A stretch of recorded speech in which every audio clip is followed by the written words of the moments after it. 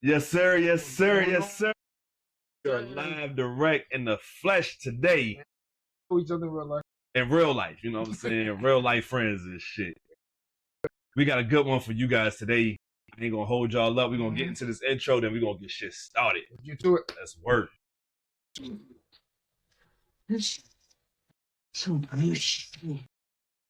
Of the dopest dope I've ever smoked. Hands down, dopest dope I've ever smoked, right? Not better. Smoke weed every day. Man, ain't nothing wrong with smoking weed.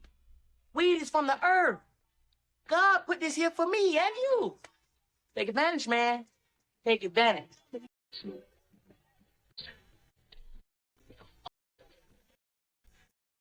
What's the deal? What's the deal? What's the deal? Welcome back to the Wake and Bake podcast. I'm your host with the smoke, New Jersey Preem, joined as always by my right hand Will. and my co-host. You already know who it is. J. Will, what's the deal, my guy? Yes, sir. Yes, sir. We in the flesh this week, y'all. So you know we're going to act a fucking fool. Have some fun. We're going to kick this off with the NBA because we got a lot of shit to get to, and we got a game 7 on our motherfucker. Good, man. I told you shit was going 7. Yeah, you're right, guys. I mean, if people don't know, I definitely predicted with OKC in 6. Yes, you did. But You was close, though. I was close. But you know what? This actually makes for a better finals, though. Hell yeah. Game 7. We understand what those game 7 do. Hell yeah. We're going to talk about it a little later. Hey, and it's going to boost somebody's legacy. You know what I'm saying? Whether it be Shea, Pascal Siakam, you know what I'm saying? Yeah, man. Boost somebody's The legacy. pedigree is already there, so for him to get another one. Damn Skippy. You damn Skippy. But we just came off of game 6 where the Pacers fought back and blew the Thunder out after they got blown out in game 5. So one thing I wanted to ask you, well, not necessarily ask you, but bring to your attention is that these teams, with the exception of Shea, because he is the one, I think, one true superstar on the court, are evenly matched like a motherfucker. You know what I'm saying? Like, Yeah. I think Jalen Williams definitely can be that difference maker for OKC. You know what I'm saying? Yeah. If he be consistent. But I'm talking about like when it comes to like just this playoff run between both teams. Defensively, they're two of the best teams in the league, bar none and shit. And in this series alone, they both show as a team, as individual players, they had to step up, you know what I'm saying, for these teams. Like I told you before, when it comes to Indiana, that I think there will be just more people stepping up rather than one consistent person. Committee. Right, yeah. Type deal. Right. Whereas though, you know what I'm saying, Shea been averaging 32, you know what I'm saying, to 35 points and shit. Right. When he don't get being a bucket all the way through. When he don't get 10 plus I just saw this stat. When he don't get 10 plus free throws, they 0-3 in the playoffs. Right. You know what I'm saying? But I don't think that's a damning stat by any means. Because you want your best players. You know what I'm saying? Like, right. When you're the best player on the team, you're gonna carry a little bit more than weight. And you're going, you know what I'm saying, had the ball a lot more, so more chances to get points. Of course. As of now, if you had to before game 7 right now, I already know you got OKC to win. But who you got as the MVP? MVP. So all right. So obviously, if we're talking OKC, I mean, it'd be hard for not to go with Shea. Right, exactly. SGA for sure for OKC.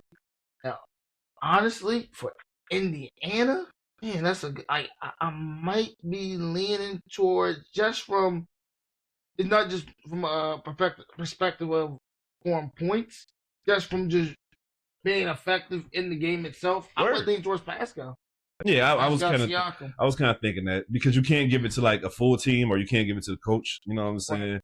So it's like you got to give it to the person that's been more consistent. He's been more consistent than Tyrese in these finals. You know what I'm saying? And honestly, since the Eastern Conference Finals, I think he's been more consistent than Tyrese. I think Tyrese is the thing that makes them go. Oh yeah, hell yeah. I just don't think everything. He's just not I feel like it's accurate. I think he's a true point guard. Right. You know what I'm saying? And with Pascal to do what Pascal does, he doesn't require the ball all the time. That's true. That's true. He will go get it off the glass. He helps move the ball around. He's attacking the baskets, mid-range. He's doing pretty much everything you want him to do on both sides of the ball. I mean, with the exception of the 2019 team that won the championship in Toronto, Pascal comes from a team dynamic. You know what I'm saying? You know what I'm saying? Every guy is going to help out each other. It's not one true superstar. I know DeMar DeRozan for a while was that guy over there. Pascal was over there, you know what I'm saying? It was really a team thing. The leader on that team was Kyle Lowry. You know what I'm saying? When Yeah. Pascal was over there and shit.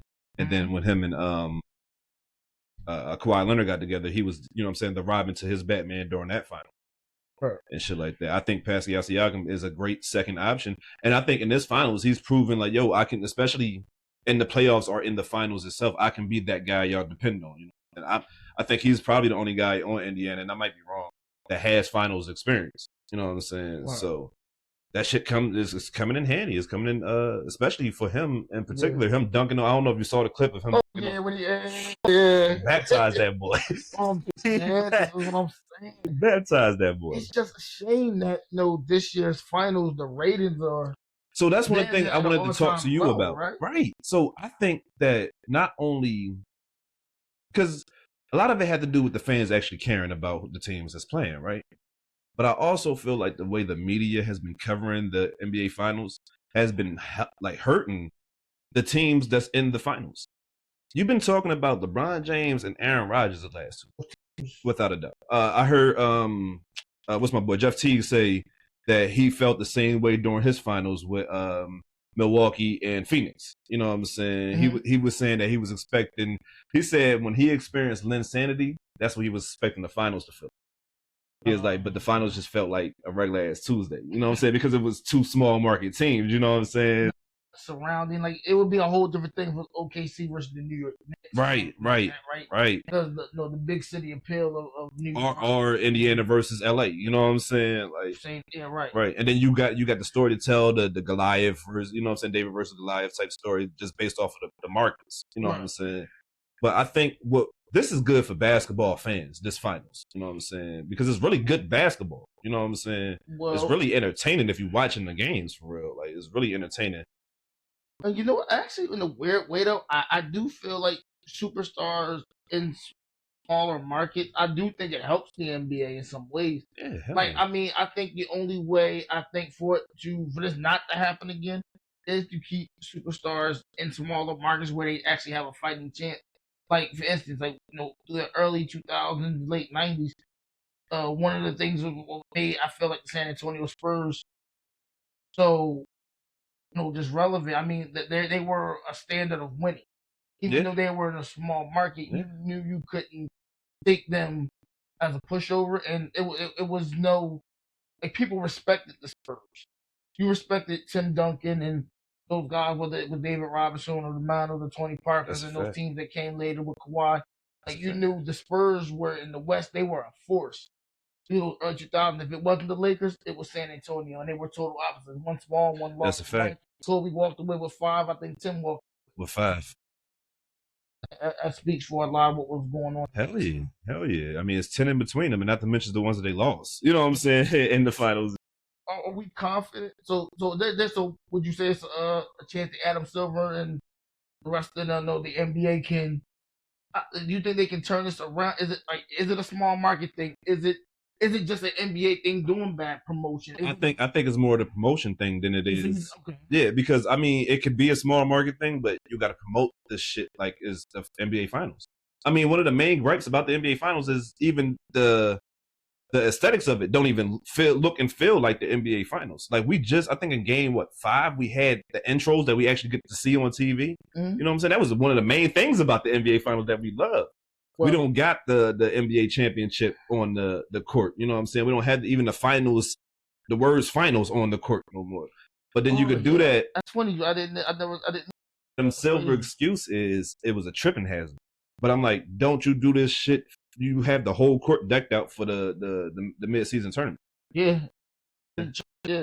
Change the entire, you know what I'm saying? You got that shit red for Chicago with the big ass championship sign in the middle of the court. So I don't understand why you can't do that for your biggest games of the year. You know what I'm saying? And I feel like the way they've been promoting, whether it be ESPN, whether it be NBA TV, whether it be the NBA itself, the way they've been promoting the finals this year, I feel like they've been like is second to whatever news we got about LeBron, whatever, you know what I'm saying, whatever quick grab we can for these ratings. So in that case, I'm gonna have to agree with you, Frank, because, and I think that might be, I'm gonna have to agree with you because that might be a slight towards Adam Silver, because I think one thing that he hasn't had to really do in his career, since he's been I guess the commissioner of the league. He never really had to build up a superstar because following David Stern, That's a good lot point. of the superstars in the league were already there. That's a real good Kevin point. Durant, LeBron, all of these guys were already there. So now to promote a new group, the John Morants, the Anthony Edwards. Hell, fucking Giannis, and you know what I'm saying, Jokic.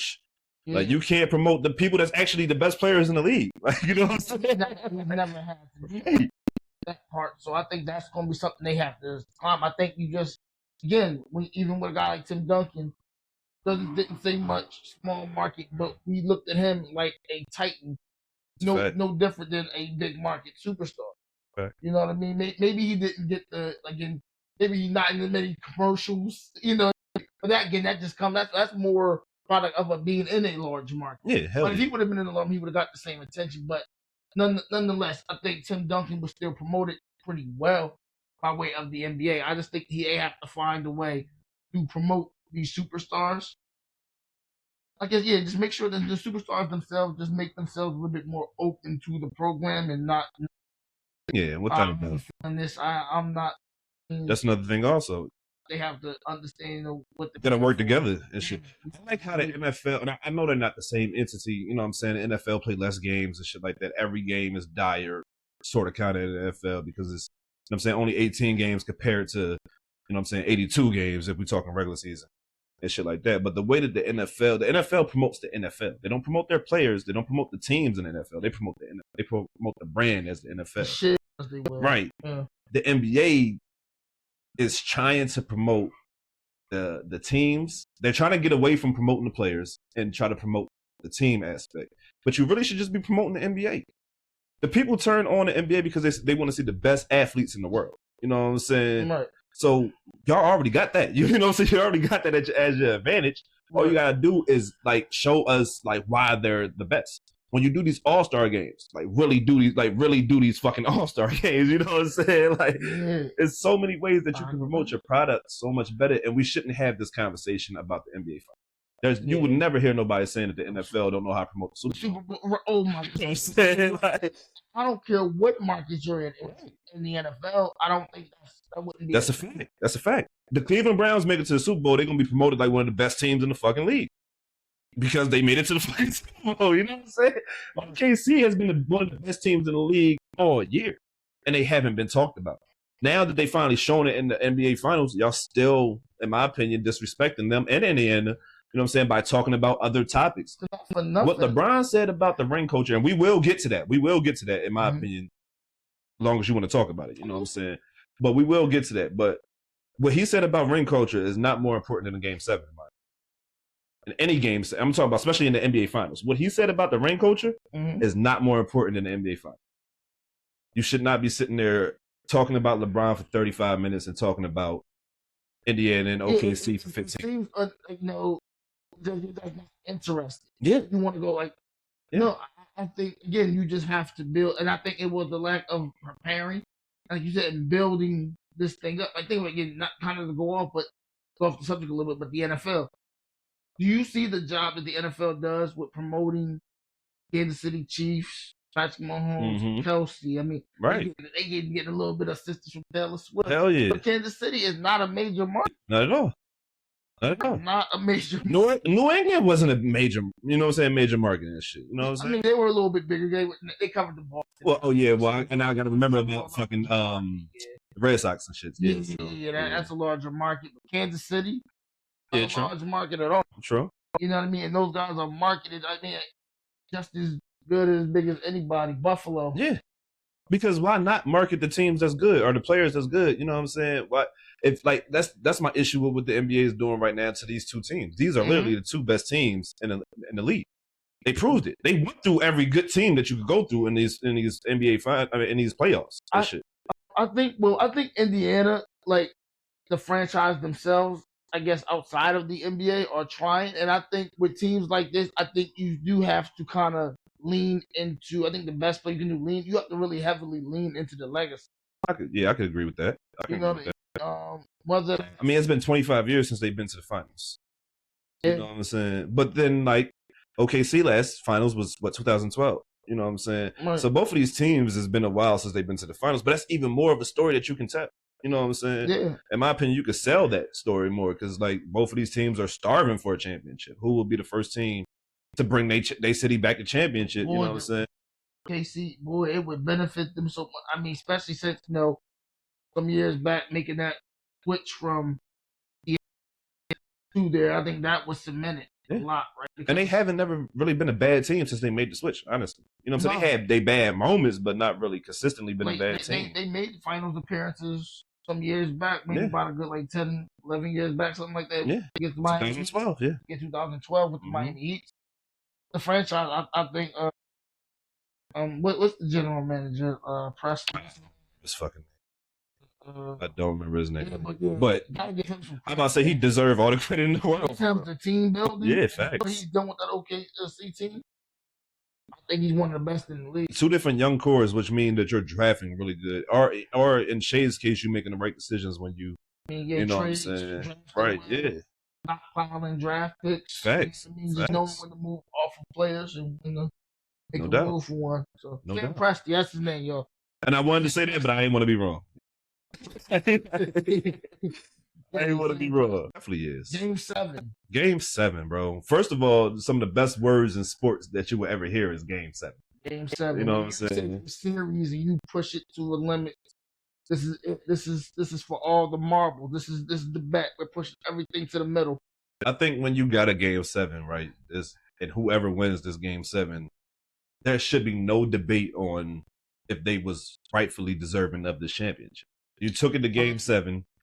You know what I'm saying? Like, there's this is the final chance. If you lose, you was not the better team throughout the series, regardless of what it looked like. Oh well, yeah. You know what I'm saying? You wasn't the better team. But what I'll say is both teams are very deserving. I think again, a round of applause. Like I said, anytime I thought it goes to Game 7, especially with this series, I'm sorry, never really got away from anybody. No. It was really locked in. It was yeah, no, we're gonna go here. You might get another. It was pretty close. They met each other with the same energy every way. Right. I mean, Game 5, the Pacers got blown out, and immediately flipped it and blew them out in Game 6. You know what I'm saying? That was the only 2 blowouts of the series. You know what I'm saying? I mean, I know in Game 2, Indiana won by double digits, but I wouldn't necessarily consider, you know what I'm saying, a huge blowout and shit like that. But just the win and losses and how they came about. Yeah. And again, NBA, if that was promoted better, I think you guys have to do a better job with that. That's because a fact. You guys just had a Game 7, and the play has not been bad, but I think it's the coverage of it that's been bad. They're playing good basketball. It's just, again, the markets are smaller. The promotion hasn't been good. So I don't think people are really we don't feel the attraction to the game. We're not getting the draw. Yeah, there's a lot of people out there that be on some shit like, oh shit, is a game tonight? You know what I'm saying? People, the fact that you gotta ask that about the NBA finals is wild in my opinion. You know what I'm saying? And that's no slight to the players on the court. They playing their asses off. You know what I'm saying? That has everything to do with the media team of the NBA, for real. What's my man? What's the coach of the Pacers? Rick Carlisle. Yeah. Mark, OKC's coach. I never knew his name. Never knew his name. Well, somebody put y'all know. I stopped watching at the Donovan. But yeah, both done a great job. Hell yeah. Getting to the finals, and if you've been watching, done a good job as far as playing, coaching. Been a pretty even. So you got to give it up to both franchises. For real. And you said we pushing all the chips to the middle of the table, man. This is Game 7. This is where legends are made. This is where, especially when you got these 2 young teams and we get start to establish themselves. Because, in any league, the playoffs, regular season, is good, for statistics, for contracts and all that. But playoffs, the finals, that's where legends are made. So shout out to the Pacers. Shout out to the OKC Thunder. For real. Game 7 is ahead of us. You guys deserve it. You guys deserve it. And with that being said, who you got in Game 7? Man, I didn't like being wrong about the OKC thing, but I'm gonna ride that train, man, all the way. No, I respect that. OKC, man. I think big moments for big players, man. I think SGA, MVP of the league. The only way you can top a year like the one he's having, the one the OKC Thunder's having, is not only by getting the MVP, but also getting out there and getting the championship, which is to me, again, makes one of the better seasons for a player. When the last time somebody won the MVP and won the finals in the Jokic? Yeah.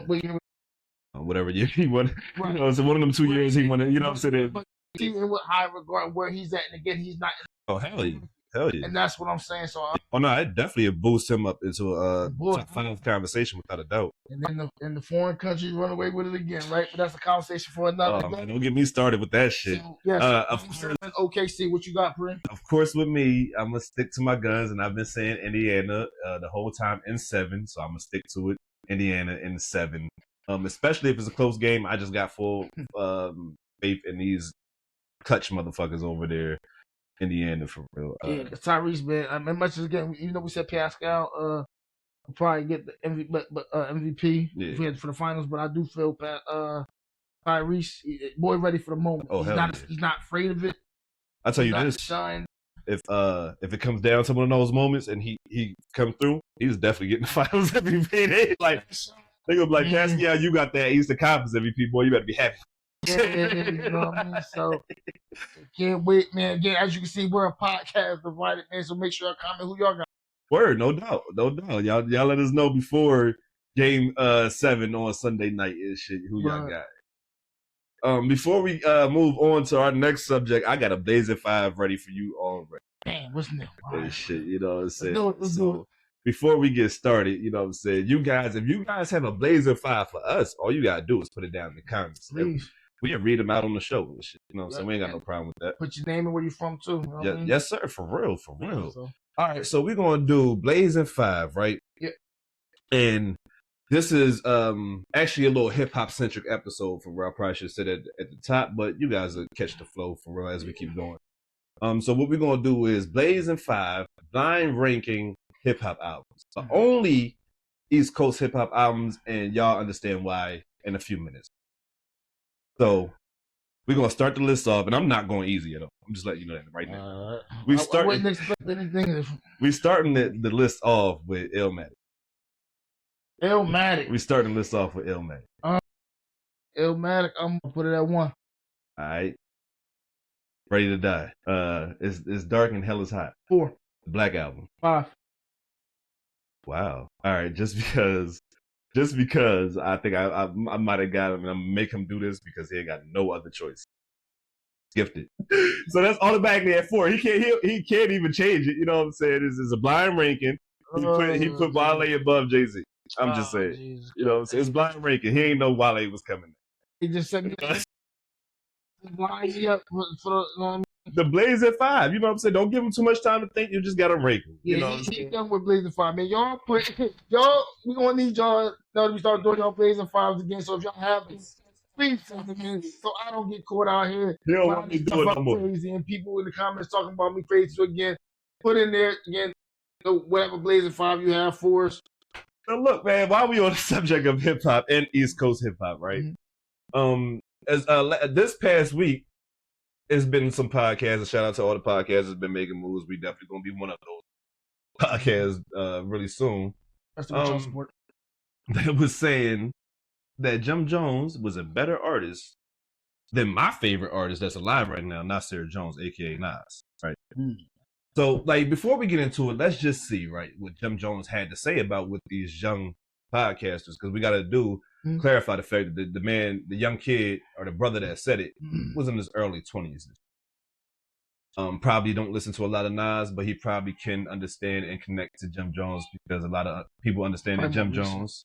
Yeah, Jim Jones is the oldest YN also. So here we go. We're gonna react to what Jim Jones said. We're not gonna play the whole clip. We're gonna just play the parts that he reacted to. Nas and shit. Let's break this down.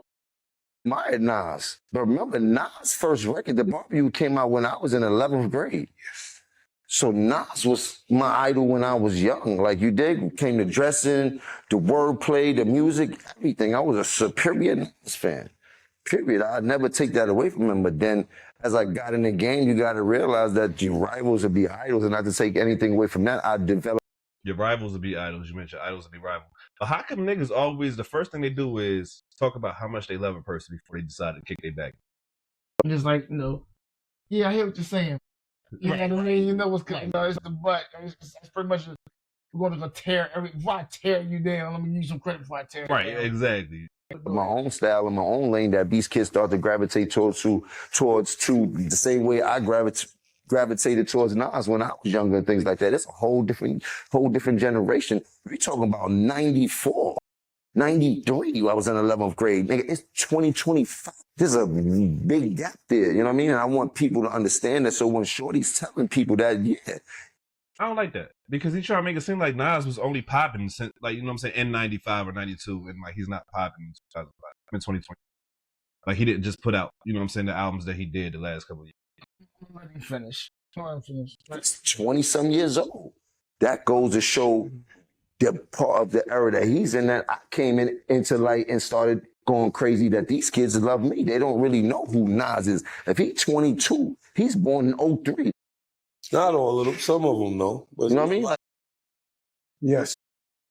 some music. No, Some kids that. no, I love that. There's some kids that love My hip son- hop. But that kid, he's your son. He's your son. He's your son. My sons can't tell you one Nas record. Heard? Like, let's keep it a buck here. Let's keep it a buck. You heard? Let's keep it a buck because you'll bring it up.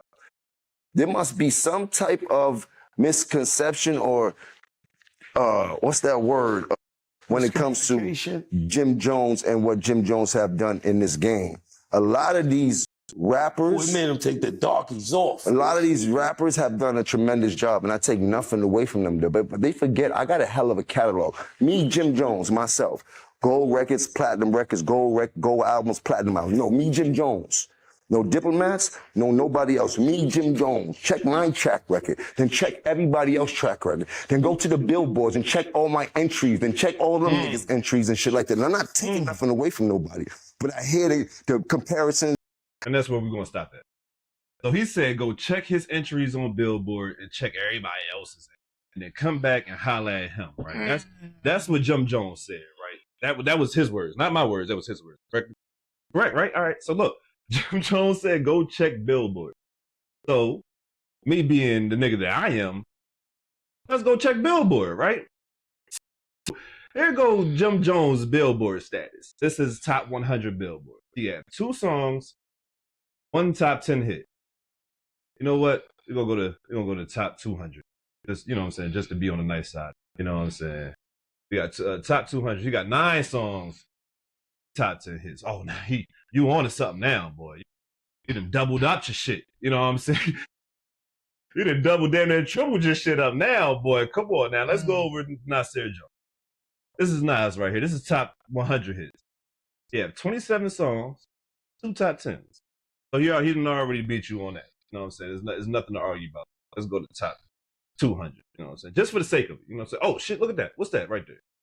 I should say 24 titles, 16 top 10s. And how many number ones? It said 6 of them. How many did Jim Jones have? You know what? I don't need my co-host having the answer because these are rhetorical questions. You know what I'm saying? But there we're going to go back to Jim Jones. When you doing this shit to Jim, look, and there's not no disrespect to Jim Jones, it's more so respect to Nas. When you doing shit like this, in my opinion, when you call out people to go look up numbers and go look up stats, that's easily, you know what I'm saying, that you can easily Google and shit, you calling for a lot of people to make you look like you don't know what the fuck you talking about. Now, I understand where he's coming from, being as though, as of recently, he probably feel as though he's more in touch with the people. And honestly, I give him that. I think that he is more in touch with the younger people than Nas is. But even with that being said, Nas more, you know what I'm saying? I was looking at it earlier, the song that, most recent song he had on the top 100, I think was Spicy. So whereas though, you know what I'm saying, he still was able to rank somewhere in the top 100 with Spicy, whereas though you haven't ranked in the top. Are we showing the fans anything else other than these Billboard statistics that we have in front of us? For this particular project, yeah, this is all we're gonna be showing them. All right, hold on. Yo, Jim, you tripping. Like, if we gonna see going, he giving us like the Facts. backboard. Right, Jim, and this is somebody who advocates. I enjoy Jim Jones' music, but Jim, you are tripping, bro. Listen, what this is what I see. Both y'all are old niggas, right? Both y'all are old niggas. Who, mind you, we're in the age group of growing up on both of you guys. The problem is, Jim, that I think that Jim's having is in that span of where Nas was in those early 90s, Nas was that guy. Jim, in your prime time, you were just never that. That's a fact. I think what you're trying to do is, I'm not saying you're trying to rewrite history. I think because y'all on two different waves. I just think respectable to some degree to both. But I just think what you're doing, he already been there already. Like, you're still trying to catch up to where Nas has already been. That's why I think you're feeling this moment. When we talk about the Diplomats, I mean, we understand that Cameron, again, you're actually still trying to get where Cameron, and this is the way I explain, like, these people are all in different spaces now. Thanks. Where you're just getting to this space.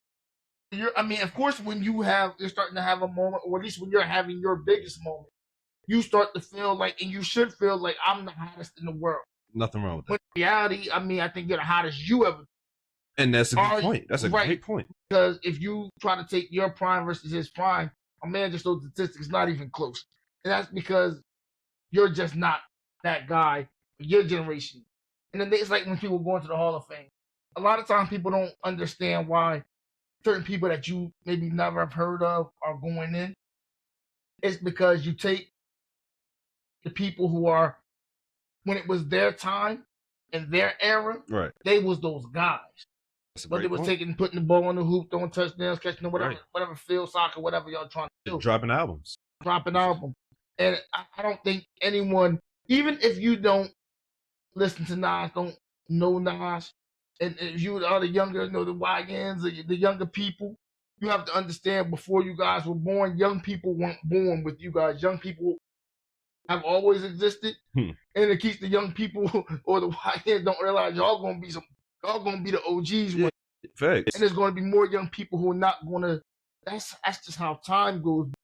Statistically, in your time, did you really make that wave? Were people really supporting? Were really getting behind? Like, were you really that guy? And I just think Jim's having a little delusion, because he is having, I think, a career high for him. But career high for you, like, if somebody go out there tomorrow and they drop 25, that's career high. That's another good. LeBron. Right. Another great point. Another great analogy. Right. And Jim is I listen to Jim. When your career highs is tripping, Jim. You're tripping, Jim. When I try to make it, you're tripping, Jim. And look, and he said it, like, and I'm just going to double back. Well, he said he's one of Jim's biggest supporters. We've been developing a lot of stuff that had to do with hip hop, and we didn't had to have arguments. But listen to him, man. My man just showed that was Billboard. I see. I think another thing is, let me try to see it a little bit in Jim's perspective. I think sometimes what you'll have on Billboard, I feel like there's another Billboard. Sometimes there's a Billboard that we see, right? And there's like a Billboard for the street. Feel like he may feel in the circles of the. I thought that was called SoundCloud. Billboard for the street. No.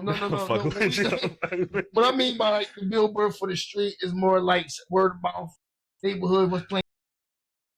You riding around, like, maybe ain't no younger people listening to Nas blasting in their cars. Right. You in the neighborhood, Friday, Saturday nights, you may have another music playing. Like, maybe it's not a lot of Nas, but you may hear a lot more Jim Jones. Right. So he may be feeling that effect. Right. Which I know. I get it. Jim Jones' last album, At the Church Steps, I think was a dope album. I enjoyed the album. Now, I agree with you. The album was really good. And if you didn't hear it, you need to go listen to it too. It's actually a really good album. But Nas is he's a different type of legend, Jimmy. You said you came up on him saying, but it's like, so 10 years from now, when we sit there and we say, yo, Jim Jones, he did all right, he cool, but I was in 11th grade listening to Jim. You think what I'm saying? Hey, right. You're making it like we all get older. But you're a part of that era, so it's not like you're in this era saying that. Yeah, it's man. not like you 21 Savage saying this. You know what I'm saying? When 21 said what he said about it. Yeah, I think Jim, he having his moment. I think Jim is looking for. He see his chance and he's taking it. And this That's all. is not coming from I'm not Fat Joe, I'm not Jadakiss, but we are the consumers. Yeah, you tripping a little bit.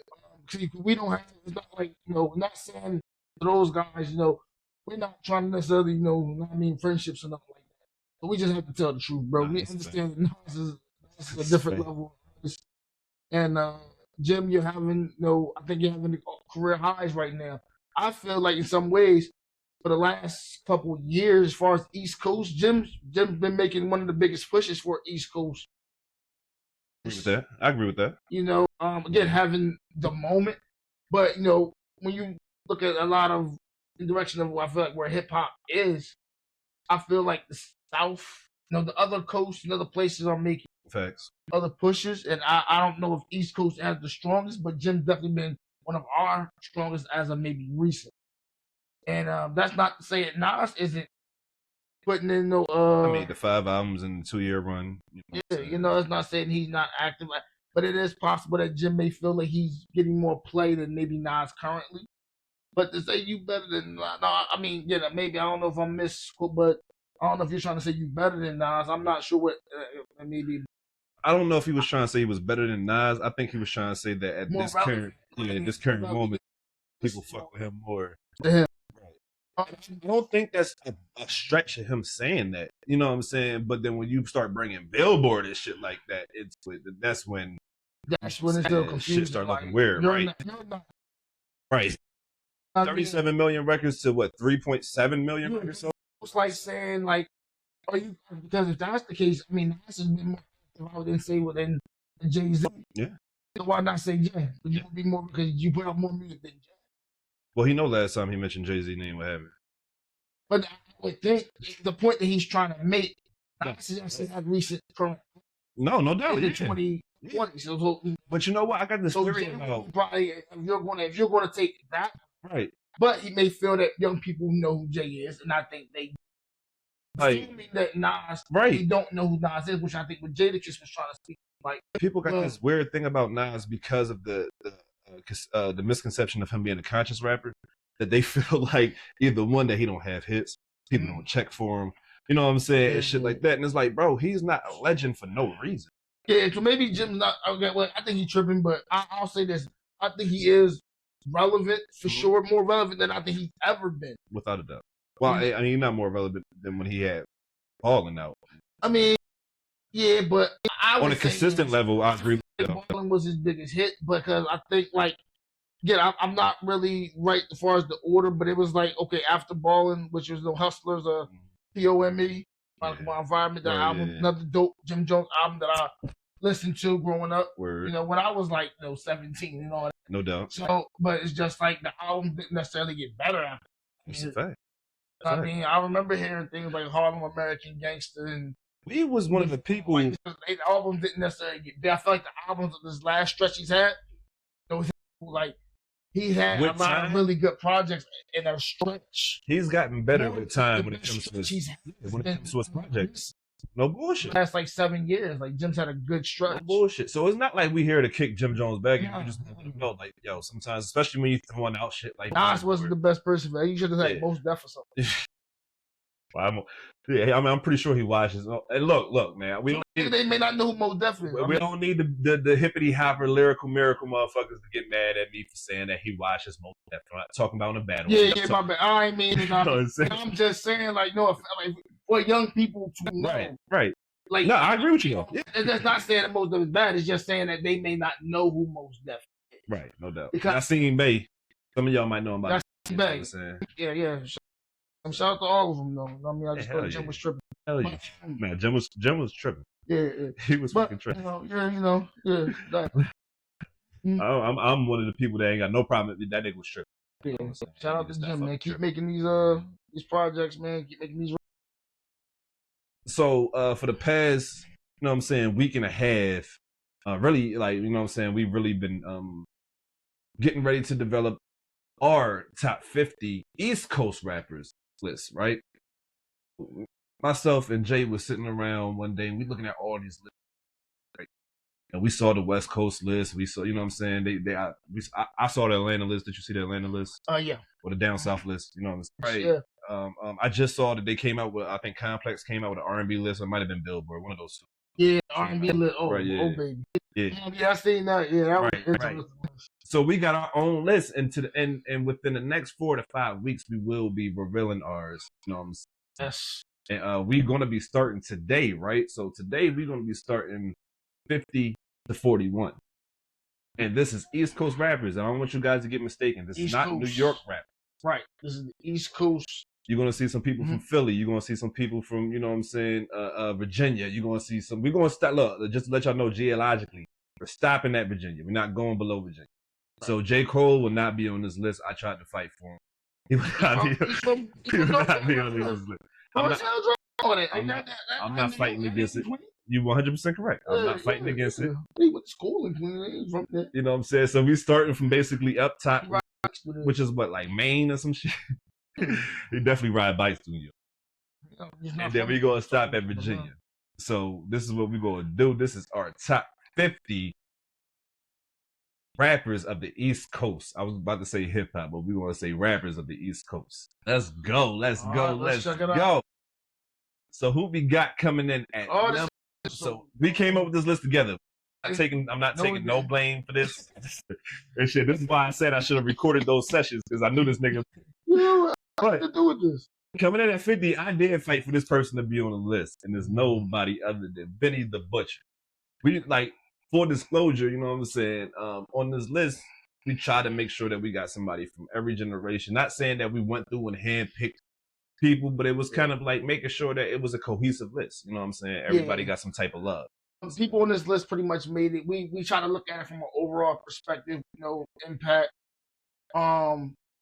moments, lyrical ability, song making ability. You know, just the overall package of just artists. You know, it never really depended on just one thing in particular, more of an overall contribution. And I think starting this off with Benny at 50 is. And hold on, this is just our list, our opinion. What we kind of came up again. We made lists. You guys can make a list. Hold up. We just sharing all this. What you say earlier though? If you don't like it, make your own. You know what I'm saying? Then tag us in it so we can see. So we you know can what I'm see saying? it too. Yeah, you know what I mean? You know what I'm saying? We would love to. But I think starting it off with Benny is good. You know what I'm saying? He's newer, of the newer generation with a lot of old school vibes and feel. He can rap his ass off. Definitely We just waiting for him to take that next step in mind. What you think? Same thing.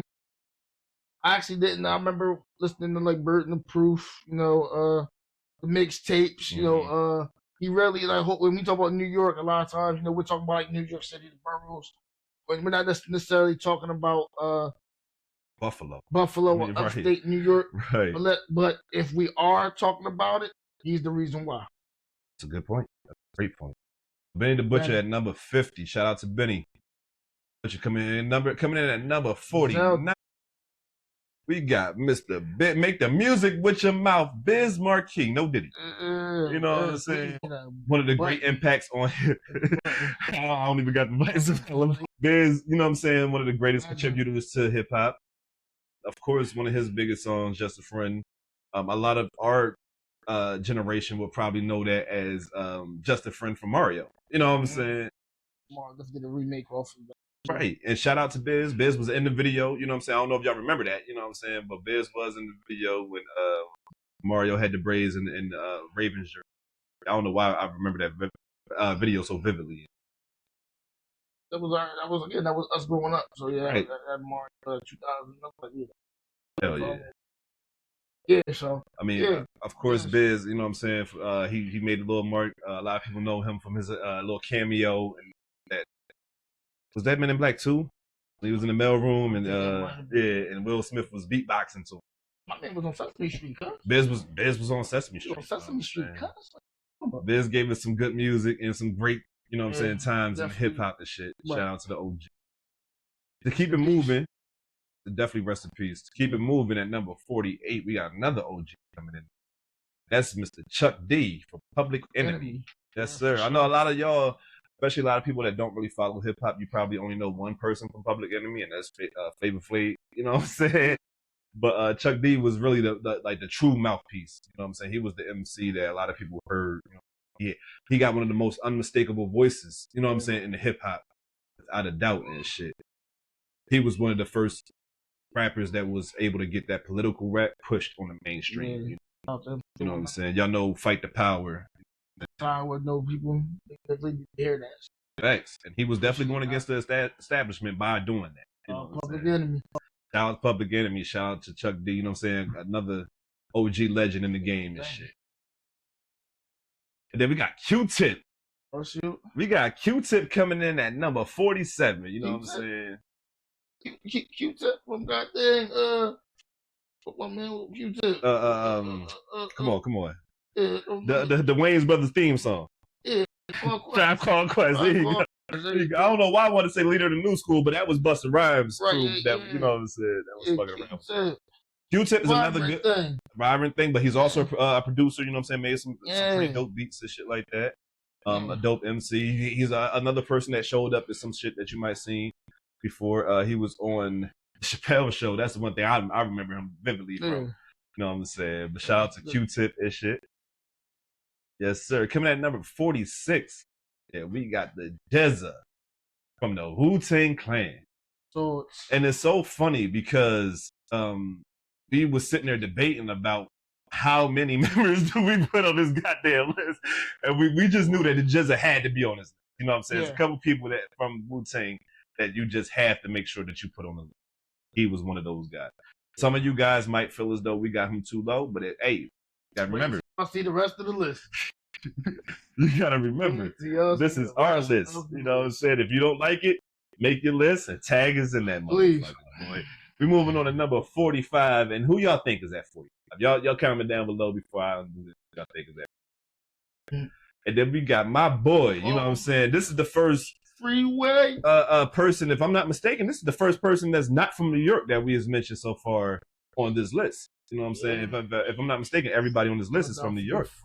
You know what I'm saying? He's still got one of the hood anthems to this day. If you put on, you know what I'm saying? Even though what we do is wrong. That's all you gotta say, and people gonna start rapping the rest of the song.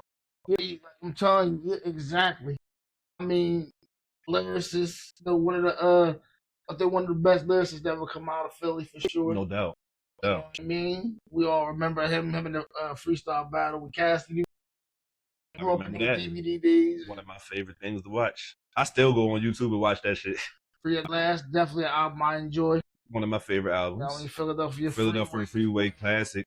You know what I'm saying? Especially and I'll say especially out on where we, you know what I'm saying, on the East Coast, rather be Jersey, Philly, you know what I'm saying, Delaware area. Hell yeah. Sure. Like, shout out to that brother. For real. Good brother Free. Number 44 we got coming in. Who y'all think we got over Free? We got one of the other goats of this thing, you know what I'm saying? One of the OGs, MC Light.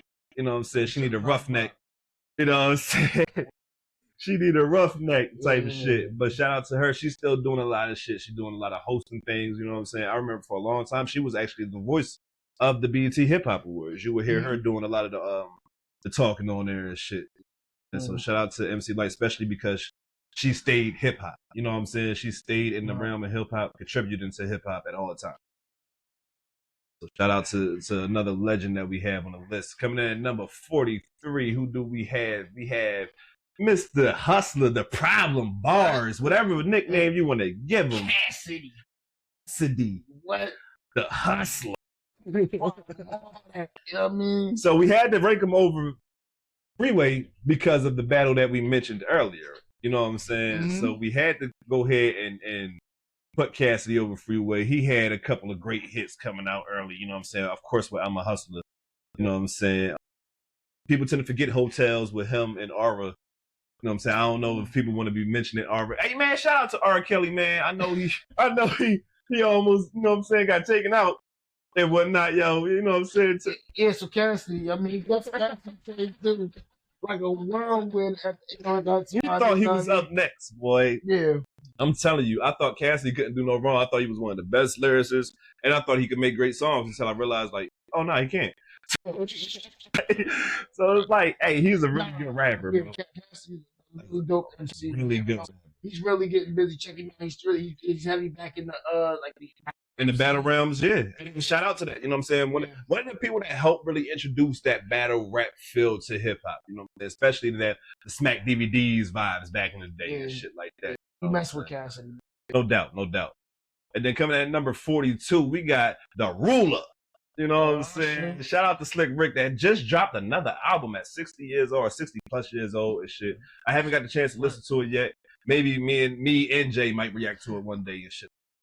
You know, so this is the thing with Slick Rick, right? So when we put him on this list, I don't believe he's actually from the East Coast. No, I think he's from like England, the UK. Yeah, so right, so we know it kind of goes against the list, but I felt like he's like one of those guys like East Coast New York adopted. Yeah, without a doubt. I mean, if you know what I mean? 21 Savage could be from Atlanta, he could be from right. You know, it was at that time hip hop. I think it was definitely those days. It was very heavily New York based. And I just felt like Slick Rick, like New York adopted him. So you know that's why. So if anyone that comes and say, well, technically he's not from the East, from the, we know. And his storytelling ability alone can put him on any. Yeah. You know what I'm saying? In my opinion, so he could be on any list because of that storytelling ability. Yeah, elite storytelling. But when you talk about storytellers in hip hop, I mean, the guys damn near one of those. I guess you would say. I mean, forefathers. Without a doubt. No, in a sense, Without a doubt. or at least right behind them. He was one of the first people that did the whole voice change. You know what I'm saying? Right. When telling the stories. That's one of my favorite things about Big when he would do like "Give Me the Loot" and shit like that, and he would change his voice and shit like that. Shout out to Slick Rick, man. He was one of the pioneers for a lot of things and shit. And don't worry, we got some more pioneers coming. Don't think that we left all the old people or the older generation down at the bottom. We wouldn't do y'all like that. And also, don't believe this is just going to be a list of older artists. You know, again, we have a very good mix. But just keep it going. Or you can believe whatever the fuck you want, as long as you turn back in and see the continuation of the list and shit. To end this top 10, you know what I'm saying, the first 10 of the 50 to 1 or 50 to 41, we're going to go ahead and introduce another Philadelphia native, EVE, the First Lady of Rough Riders. So to speak to this, again, when we made the list, it wasn't just necessarily based on the lyricism, song making, albums. Again, it's an overall thing. Eve, she did her thing. Whether it was on the music, I think she was a decent spitter. But I definitely made her mark in the acting world. Hollywood, she was in plenty. Probably one of them her the best for was Barbershop. She had her own TV series also. Had her own TV series. Once upon a time. Mm-hmm. So I think she's just someone who came a long way from, if I'm not mistaken, South Philly, if I believe this. I think she's from North. I'm not sure. Well, she came a long way from Philly, and now I think she's currently living her best life. That ain't, from grew up in the inner city of Philadelphia. With the short blonde hair and the paw prints on the titties. And she's come to be where she at now. Shout out to her. Right, man. Hey, I ain't gonna front. I was on my way somewhere in PA recently and shit, like on a family trip and shit. Wifey had her playlist playing, and Love Is Blind came on. Yeah, I was about to say that. One of those records. And that's one of the best female records. That's one of the best records. You know what I'm saying? When you talk about talking, she was talking. You know what I'm saying? Love Is Blind is a really good, you know what I'm saying, record in general. You've had some hits though. Tamarine. One of the only females in legendary, Rough Riders. Yeah, hell yeah. What was the genre with her and Gwen Stefani? Oh my Jesus. Blow Your Mind, I think that's what it was called and shit. I believe that's what. The genre with her and Alicia Keys. You know what I'm saying? She had some. Yeah, she had some shit. Yeah. So put some respect on E, man. If y'all don't understand, go look it up, man. Look into that. Get in tune with the catalog, man. Get in tune with everybody from 41 50 to understand, why they made this list.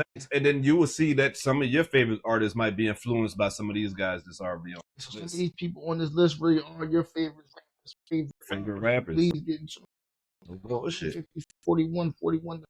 Yes, sir. This is just the beginning. like Jay just said, this is 50 to 41.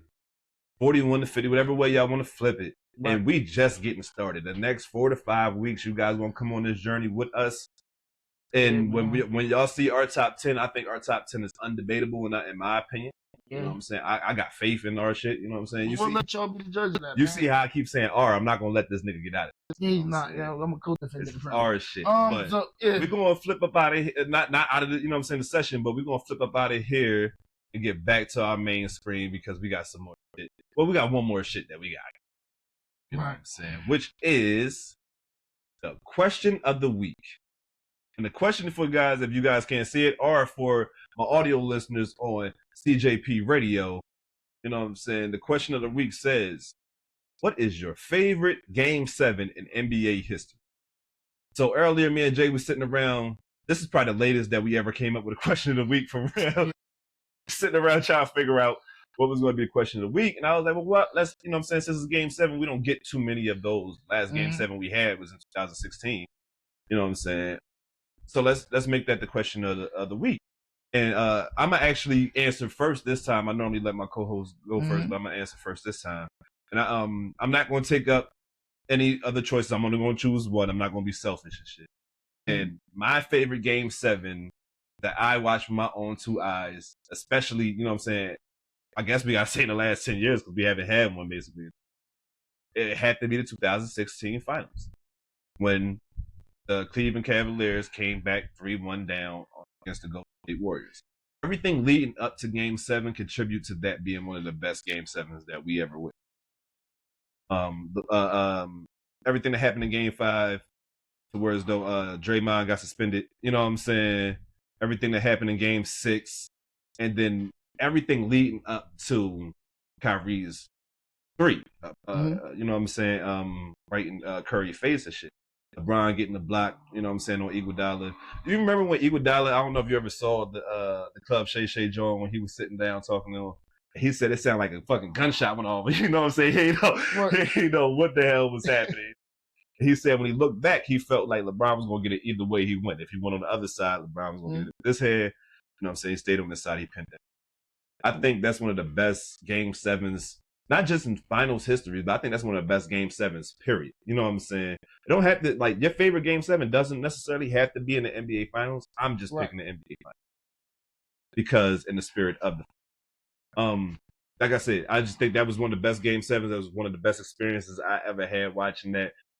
What about you, bro? What did you think? It's pretty simple, and it's funny he say that because one of my favorite Game 7s, and I still remember it because I was a young kid and I remember watching it. Yeah, it was a Game 7, 98, I want to say. Chicago Bulls, Indiana Pacers, Eastern Conference. Not too much to it. Mike foul nigga. He just doing Reggie like. He did Reggie crazy. I mean, Mike was a wild boy. I think that's when, if I'm not mistaken, wasn't that the last ring that did? Yeah, Mike that nigga. Mike was just a foul nigga. Wow, and he just said, "Right, fuck your dreams, your aspirations." He put that nigga in the ground, and just like, yeah. So yeah, in the end, y'all better come through for this nigga OKC because if Mike was a foul nigga, nah, facts. You got one this just to get back at Mike to make it his second. Remember, and then he just went from that and to make that and turn that into his second three-peat. Second three-peat. Yeah. I mean, to have one three-peat is, you know what I'm saying, something that was. You know, the only time you will see Michael Jordan in Game 7 is in the finals. So you don't see that shit in the finals. Yeah. You said we put the kids to bed early, and I'm not mad at that. Yeah, I'm not mad at that. One of the you know what I'm saying, to keep the narrative going. One of my other favorite Game 7s is actually a recent one. Was I forgot what year it was from, but it was from the Golden State Warriors versus Sacramento. That shit, they went to Game 7, and Steph dropped 50. You know what I'm saying, to finish the, you know what I'm saying, the series off and shit. I just thought that was just some kid. That was when he was really on that night shit. You know what I'm saying, really on that type shit. So I just thought that was some real killer because, you know, Steph always get this because he's a killer. Steph Curry is a fucking killer. Like, but he get this knock because being short and light skinned. You know what I'm saying? Right? Yeah, he's one of them motherfuckers that smile in your face and shoot you in your head. You ain't gonna see it coming. By the time you realize he going back up there and it's over with. And he get close down court, you in the scoop already. So, like, before we wrap this up, you guys make sure y'all let us know what is your favorite Game 7. Like I said, it doesn't have to necessarily be in finals history. It could just be in NBA history. Hell, it could be a first round Game 7. Playoffs. You know what I'm saying? Right. What was your favorite Game 7, man? Those are usually pretty memorable games, you know what I mean? Because pretty competitive. Hell yeah. So. And while we here, make sure you guys comment, like, subscribe. I forgot to say it at the top, so I'll make sure I'm going to say it here. Yep. You know what I'm saying? Smoking Buzz on YouTube. Make sure you go to Wake and Bake on Spotify. You subscribe over there. Follow me on all social media platforms at New Jersey Preem. You know what I'm saying? We're going to get Jay active on his social media and shit. I'll get up with my social so y'all could bother the shit out of him. You know what I'm saying? And make sure y'all put y'all top, you know what I'm saying? Well, y'all put y'all 50 to 41s down there and y'all let us know how y'all feel about our list. You know what I'm saying? We appreciate you guys for kicking it with us as always. Peace and love. And remember, stay fried, my friends. Yes, sir.